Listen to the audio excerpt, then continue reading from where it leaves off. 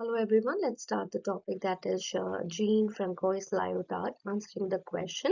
what is postmodernism? So this is an exploration of meta-narratives and the postmodern conditions. Okay, so let's have a brief study about his past. That is a French philosopher, literary theorist. Lyotard is one of the key figures associated with postmodernism. So his 1979 book, that is The Postmodern Conditions, a Report on Knowledge, is considered as the foundational text in the field. Okay.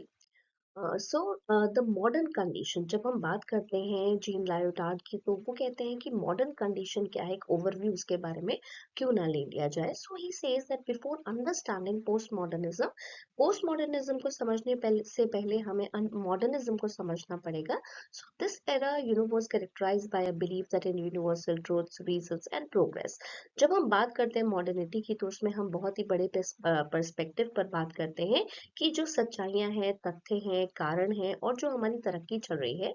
उसमें हमें ये चीज लगता है कि वो अब modern period जो है वो स्टार्ट हो गया था तो so knowledge was legitimised by meta narratives और ग्रैंड नैरेटिव्स ठीक है तो हम ये कहते हैं कि जहां पर बहुत सारी कहानियों को बताया गया और कहानियों के माध्यम से जो है वो हमें हर चीज को समझाया गया एक्सप्लेन किया गया इसीलिए हम उसे मेटा नैरेटिव्स या ग्रैंड नैरेटिव्स के रूप में बात करते हैं क्योंकि वो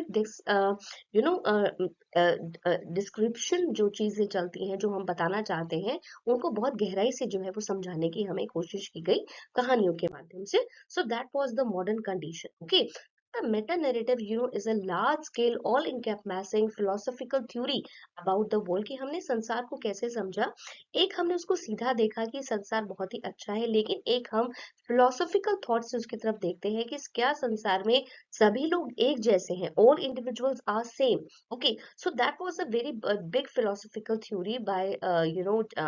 Jean Lyotard and he says that this enlightenment belief in the inevitable progress of humanity through science and reason that we can see the world but with a different perspective through the lenses of science and reason that how these things are happening and what was the science behind the things which have happened in the past okay so this Marxist narrative of class struggle leading to the communist utopia कि जो Marxist narrative था जहां पर हम एक working class पर बात कर रहे थे वो स्ट्रगल भी कर रहे थे कम्युनिस्ट यूटोपिया से कि जहां पर जो लोग शासन बताना चाह रहे थे जो राजाशाही जो है वो चल रही थी उसके अगेंस्ट भी कुछ ना कुछ चल रहा था और जो रिलीजियस नैरेटिव थे वो हमें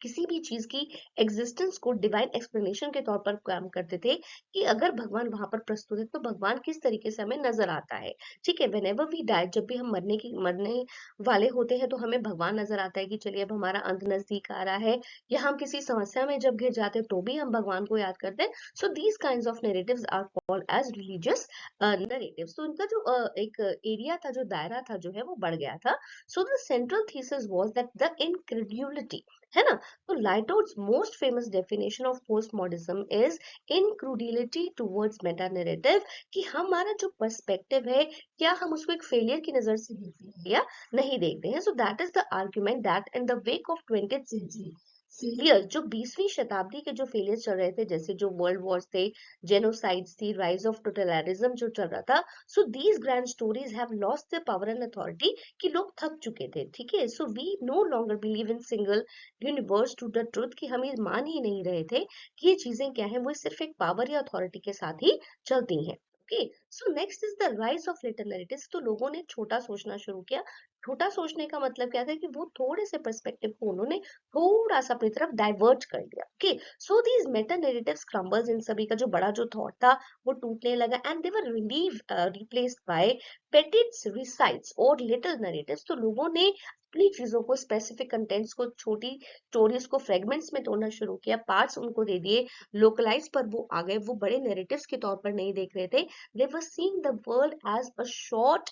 पार्ट कि हम जब एक ऊपर की चीज को देखते हैं तो हमें अंदर क्या चल रहा है वो हमें पता नहीं चलता so that this knowledge become decentralise ये जो जानकारी थी ये डिसेंट्रलाइज हो गई and tied to specific communities और लैंग्वेज गेम्स कि हर आदमी ने अपना अपना गेम जो है वो खेलना शुरू करा स्पेसिफिक कम्युनिटीज पर भी हमारा ध्यान गया लैंग्वेज पर भी हमारा ध्यान गया और हमने अपनी जो नॉलेज है उसको थोड़ा सा ब्रॉड करते हुए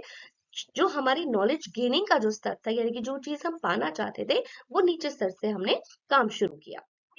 नॉलेज एज अ कमोडिटी, कई बार नॉलेज को एक कमोडिटी के रूप में भी तो तैयार किया गया, जैसा हम कर रहे हैं। So Lyotard argues that this in the post modern age, कि पोस्ट मॉडर्न एज के अंदर knowledge is no longer pursued for its own sake, कि नॉलेज अपने लिए नहीं थी, ठीक है, अपने लिए ही लोग उसको काम नहीं कर रहे थे। So that became a commodity, वो एक ऐसी चीज बन गई जो दूसरों के भी काम आने लगी।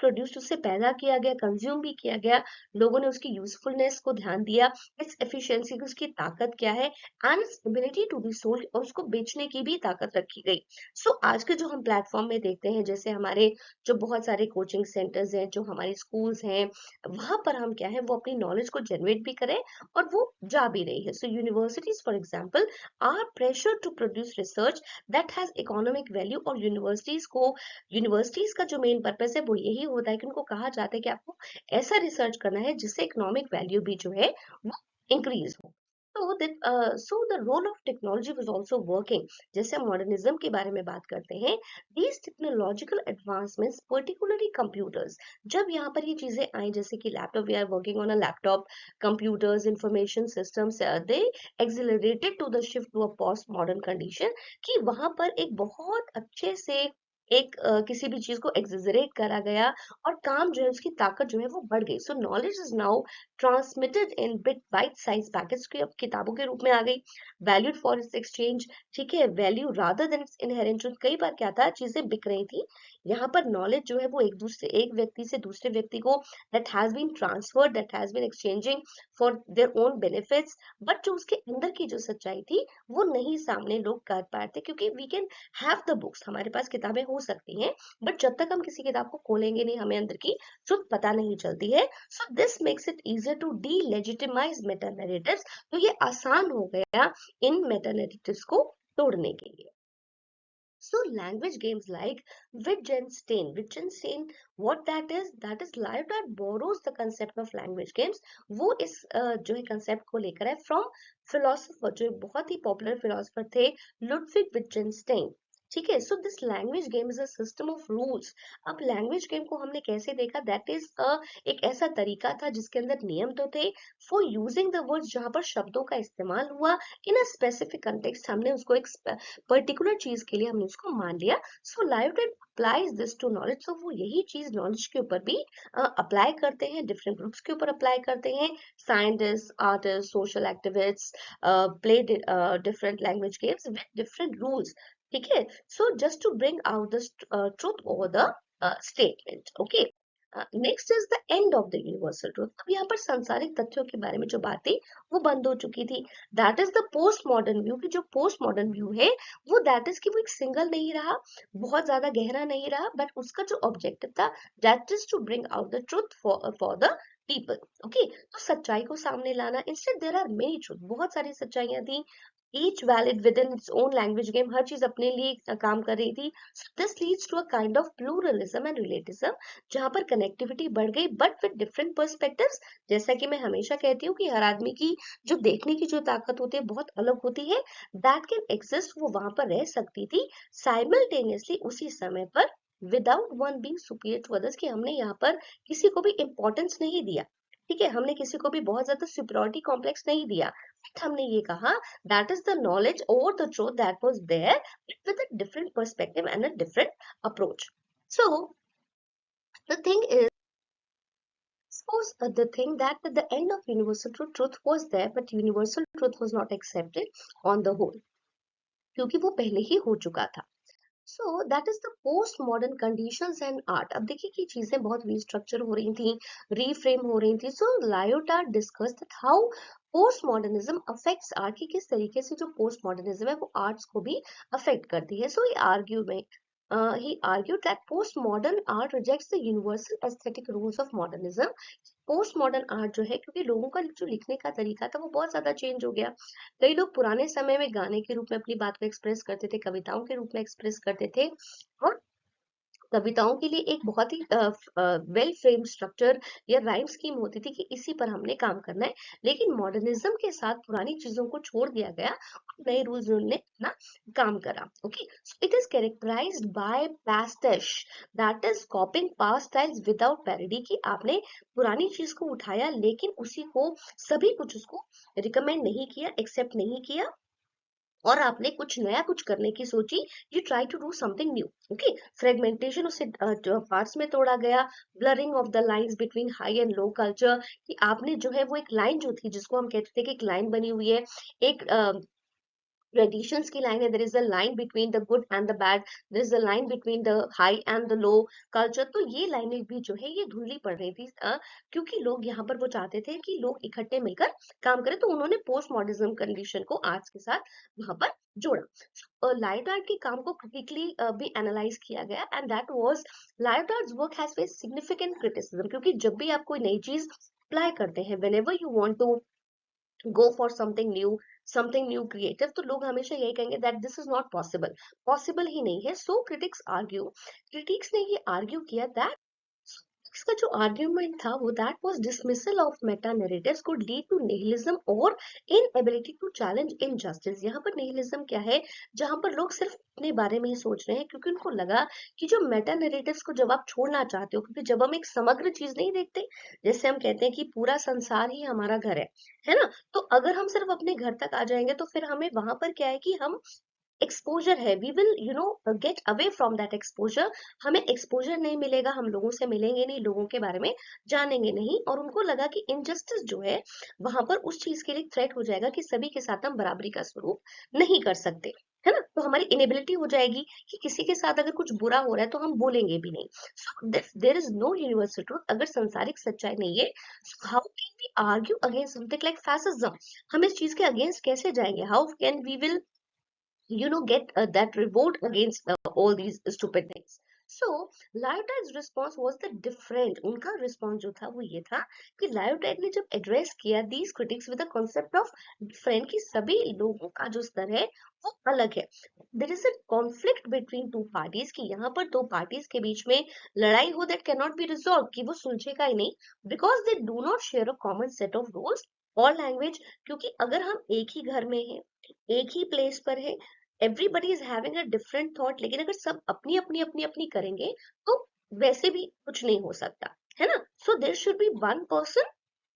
Who can go for the rules and regulations, क्योंकि घर में भी एक इंसान रूल सेट करता है, वो सभी चीजें करते हैं जहां पर किसी का नुकसान ना हो, है ना। So Lyotard's point is that we should not seek to resolve all conflicts under a single system. मान लीजिए कि एक ही सिस्टम सभी के घरों में चल रहा है, तो क्या एक ही सिस्टम से सारे झगड़े सुलझ सकते हैं? No, but that should can be removed, ये सभी चीजें अलग हो सकती हैं if we acknowledge and witness the different things. Okay, so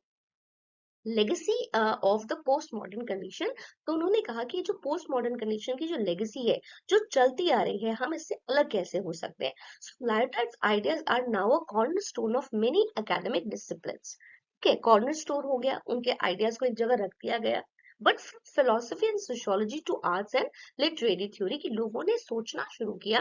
with philosophical thought, सामने वाले की समस्या को समझा, सामाजिक स्तर पर उसको समझने की कोशिश करी, आर्ट की फॉर्म्स में उसको रिफ्रेम किया गया, but the concept of the end of Meta narrative, जो मेटा नैरेटिव्स का एंड हुआ, दैट वाज इनक्रेडिबली इन्फ्लुएंशियल, वो बहुत अच्छा था, हेल्पिंग अस, कि जहां पर हमने क्या किया कि किसी चीज को छोड़कर हमने उसे फ्रेगमेंटिक, उसी चीज को हमने देखा, but with different ideas, fragmented, hyper connected and often contradictory word, की ये चीजें एक स्तर से दूसरे स्तर